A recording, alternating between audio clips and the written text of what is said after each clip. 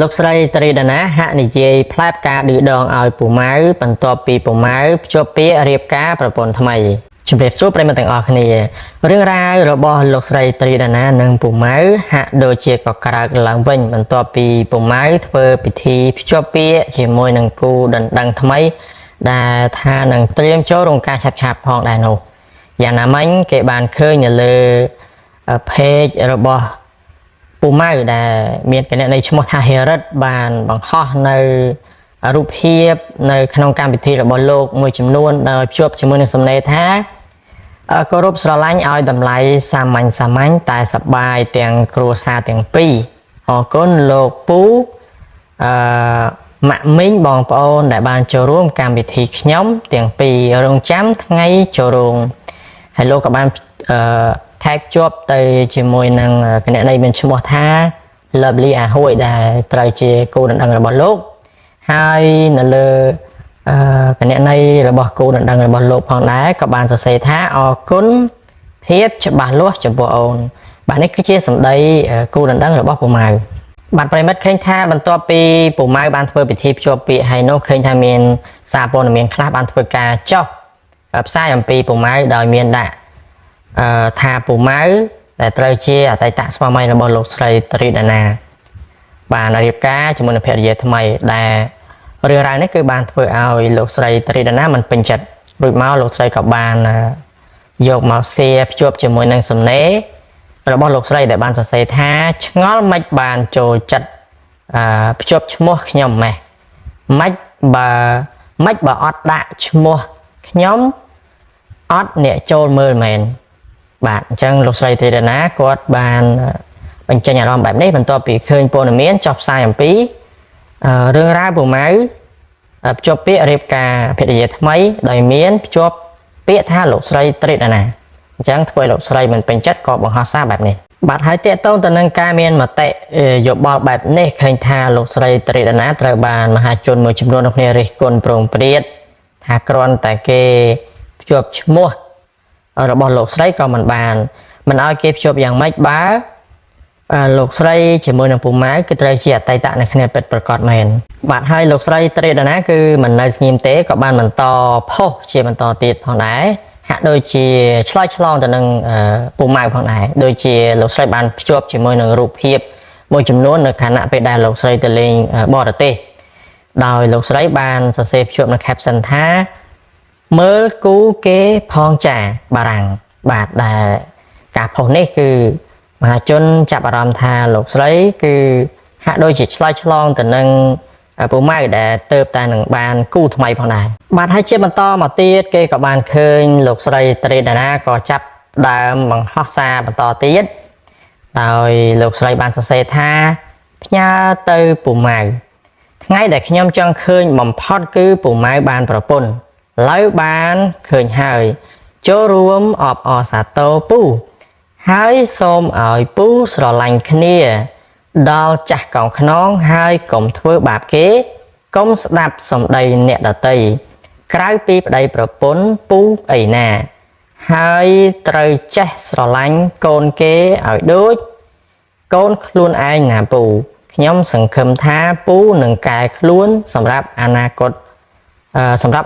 ថ្មីរបស់ពូហេងពូបាទអញ្ចឹងយើងឃើញថាលោកស្រីត្រីដាណាហាក់ដូចជាកំពុងតែនិយាយរំលឹកទៅដល់អតីតកាលរបស់លោកស្រីជាមួយនឹងពូម៉ៅដែលថាពូម៉ៅកាលពីមុនគឺដូចជាមិនធ្វើបានល្អទេតកតងទៅនឹងជីវិតជាគូជាមួយនឹងលោកស្រីត្រីដាណាបាទប្រិយមិត្តទាំងអស់គ្នាដែល like បើយើងក្រឡេកទៅចាប់អារម្មណ៍នៅលើ page ពូម៉ៅជាបន្តទៀតនោះយើងឃើញថាពូម៉ៅក៏មានអ្វីថ្មីទៀតហើយគឺពូម៉ៅបានបង្ហោះសារជាថ្មីដែលភ្ជាប់ជាមួយនឹងរូបភាពកំពុងតែនៅក្នុងឡានជាមួយនឹងហានីហើយពូម៉ៅបានសរសេរថាមាសប្រាក់លុយកាក់រាប់លានមិនស្មើមានអូនចេះឲ្យតម្លៃប្តីចេះគោរពស្រឡាញ់បងប្អូនញាតិមិត្តបងប្អូនពូមីងសរសើរអូនគ្រប់គ្នាបាទអញ្ចឹងពូម៉ៅគាត់សរសើរអនាគតភរិយារបស់លោកបាទយើងហៅថាអនាគតភរិយាពីព្រោះដូចជាបើតាមឃើញយើងគាត់ភ្ជាប់ពាក្យហើយតែមិនទាន់ធ្វើ ធ្វើពិធីធំគឺពិធីរៀបមង្គលការបាទប្រិមិត្តយ៉ាងណាមិញយើងក្រឡេកទៅមើលនៅលើ page របស់លោកស្រីតរិណាវិញម្ដងក៏បានសរសេរសារជាថ្មីទៀតហើយរៀបរាប់យ៉ាងវែងអន្លាយដោយលោកស្រីបានសរសេរថាហេតុអ្វីក្នុងមួយជីវិតមនុស្សស្រីត្រូវរងគ្រោះគ្រប់បែបយ៉ាងមិនថាមានរឿងអ្វីគឺចាំតែខុសទោះបីនៅផ្ទះមិនដែលបានទៅណាឬរវល់តែរឿងរកស៊ីក៏ដោយក៏មានបញ្ហាគឺមនុស្សស្រីខុសចំណែកមនុស្សប្រុសមួយចំនួនដើរលេងក្រៅសេរីខូចខលស្រីញីហើយបងប្អូនគេកាន់ជើងបាទអញ្ចឹងយើងមើលទៅតាមសំណេរនេះហាក់ដូចជាលោកស្រីកំពុងតែនិយាយសម្ដៅទៅដល់អតីតស្វាមីរបស់លោកស្រីគឺពូម៉ៅបាទបើតាមមហាជនធ្លាប់ចាំគឺរឿងរ៉ាវរបស់លោកស្រីតរិណាគឺបែកបាក់គ្នាដោយសារតែលោកស្រីតរិណាថាពូម៉ៅមានស្រីបាទជាបន្តទៀតលោកស្រីក៏បានសរសេរថាដល់ពេលយើងទ្រាំលែងបានយើងមិនអាចទ្រាំបន្តយើងលែងលះយើងខុសទៀតតើនារីណាខ្លះខ្លាចខ្មាស់គេនៅខំមាត់ទ្រាំខំជឿថាមានខ្ញុំជឿថាមានច្រើនណាស់បាទ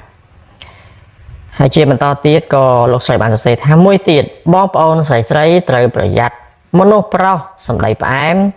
តែក្រោយខ្នងជាមនុស្សផ្សេងព្រោះ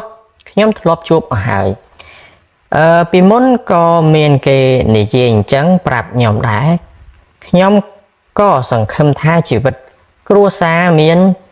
ក្តីសុខមិនខុសពីបងប្អូននារីមួយចំនួនតែមានណាការរួចបាទការរួចមិនទាន់មួយខែផងអ្វីប្រែប្រួលមិនដូចចាប់ដើមគេហ៊ានវាយខ្ញុំចូលពេទ្យអ្វីដែលឈឺចាប់គឺបងប្អូនគេកាន់ជើងទៀតហើយពេលខ្លះបាទសំទោសហើយពេលខ្ញុំពោះធំ7ខែក៏វាយខ្ញុំស្ទើររលូតកូនមិនទាន់គ្រប់ខែវាយដោយសារស្រីបាទគាត់បញ្ជាក់ថាវាយគឺដោយសារតែពូម៉ៅមានស្រីទៅមកវាយប្រពន្ធហើយកើតកូនបានមួយអាទិត្យចេញពីពេទ្យមកដល់ផ្ទះលេងឆាតជាមួយស្រីហើយខ្ញុំចាប់ឆាតបានខ្ញុំយំដល់គ្រួសារគេស្មានគេណែនាំបងប្អូនកូនគេមានណាគេឲ្យលែងលះខ្ញុំទៀតកាន់ជើងប្រុសខូចបាទគាត់ថាគ្រួសារពូម៉ៅនឹងកាន់ជើងពូម៉ៅដែលជាប្រុសខូចបាទជាបន្តតាមពិតកាលពីដំបូងគេប្រើសម្ដីផ្អែមដាក់ខ្ញុំជាងគ្រប់គ្នាឃើញទៀតឲ្យខ្ញុំជឿគ្រប់យ៉ាងអរគុណអូនដែលផ្ដល់តម្លៃឲ្យបងនិងគ្រួសារបងបាទកន្លែងនេះគាត់ថាជាសម្ដីរបស់ពូម៉ៅគាត់និយាយថាអញ្ចឹងប៉ុន្តែទោះយើងស្អាតយ៉ាងណាល្អយ៉ាងណាក៏គេគិតថាសម្ដីផ្អែមអាចរកបានអ្នកស្អាតជាងដូចនេះត្រូវស្រីត្រូវប្រយ័ត្នមនុស្សសម្ដីផ្អែមពូកែយកចិត្ត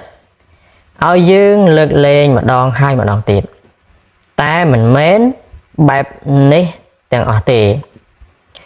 មនុស្សប្រុសសម្ដីផ្អែមមួយចំនួនធំក៏ស្មោះត្រង់និងស្រឡាញ់ភរិយាបាទគាត់បន្តថាខ្ញុំក៏មិនចង់និយាយអីច្រើនដែរតែឃើញមនុស្សសម្ដីផ្អែមមួយចំនួនផុសឌៀមដាមទៅខ្ញុំមិនយល់ថាហេតុអ្វីស្រីចាំតែខុសទាំងតម្លៃនិងកិត្តិយសលុយកាក់មនុស្សយើងត្រូវមានគ្រប់យ៉ាងបាទអញ្ចឹងនេះគឺជាអ្វីដែលលោកស្រីតរិណានិយាយក៏ដូចជាធ្វើការបង្ហោះជាសាធារណៈជាបន្តផងដែរគឺកើតមានក្រោយពីពូម៉ៅភ្ជាប់ពាក្យជាមួយនឹងគូដណ្ដឹងថ្មីបាទជាមួយនឹងនារីថ្មីបាទហើយបន្តមកទៀតលោកស្រីតរិណាក៏បានធ្វើការផុសជាបន្តហាក់ដូចជា មានការភ្ជាប់នៅ sticker សោចដោយលោកស្រីបានសរសេរថាសាំ fan ហ្មងចែផុសជូនពោពុំម៉ៅហើយឲ្យចែចងដៃពុំម៉ៅទៀតគិតមិនឡូវ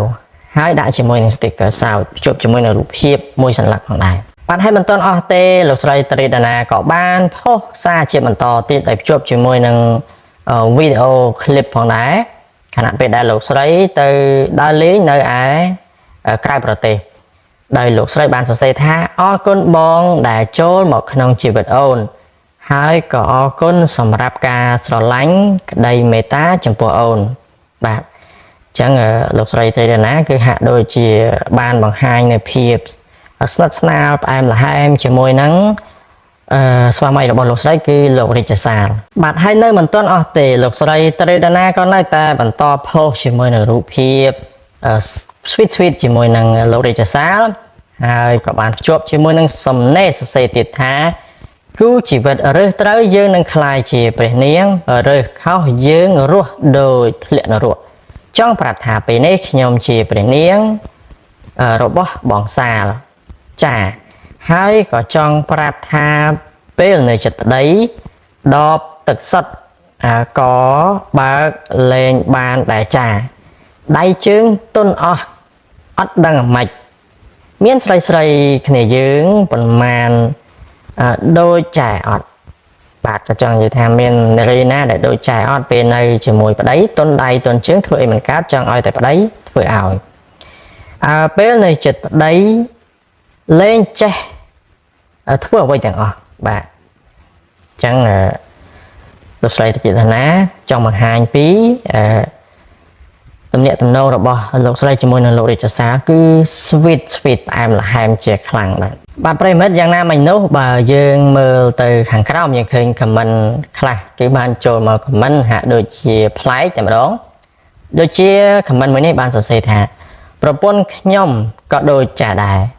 តែពេលត្រូវពី3ជើងរឹងដៃរឹងជើងឡើងវិញហើយបាទគាត់ថាឲ្យ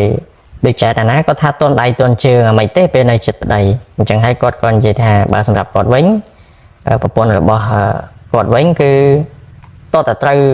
3ដៃ3ជើងអីចឹងទៅរឹងដៃរឹងជើងមកវិញបាទអញ្ចឹងគឺជាអ្វីដែល fan គាត់ចូលទៅ comment នៅខាងក្រោមផុសនោះបាទហើយក៏នៅមានប្រិយមិត្តយើងខ្លះបានភ្ជាប់ជាមួយនឹងរូបពុំម៉ៅចូលមកក្នុងផុសរបស់លោកស្រីត្រីដាណាទៀតបាទអូខេនេះបងប្អូនមើលទៅមានឃើញពុំម៉ៅស្វីតអូខេអញ្ចឹងគាត់យកមកភ្ជាប់នៅខាងក្រោមផុសរបស់លោកស្រីត្រីដាណាឲ្យលោកស្រីត្រីដាណាមើលបាទអញ្ចឹងមានបងប្អូនមហាជនយើងជាច្រើនបានចូល comment ទាក់ទងទៅនឹងការផុសរបស់លោកស្រីត្រីដាណាខាងនេះគាត់និយាយថាបើសិនគ្មានលុយគ្មានទ្រព្យខ្លាយជាព្រះនាងរបស់ប្តីទើបអស្ចារ្យ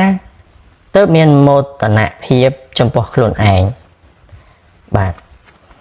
អញ្ចឹងគាត់ថាដោយលោកស្រីត្រីដាណាមិនអស្ចារ្យទេទោះបីជាខ្លាយជាព្រះនាងរបស់ប្តីក៏ដោយព្រោះលោកស្រីត្រីដាណាមានលុយស្រាប់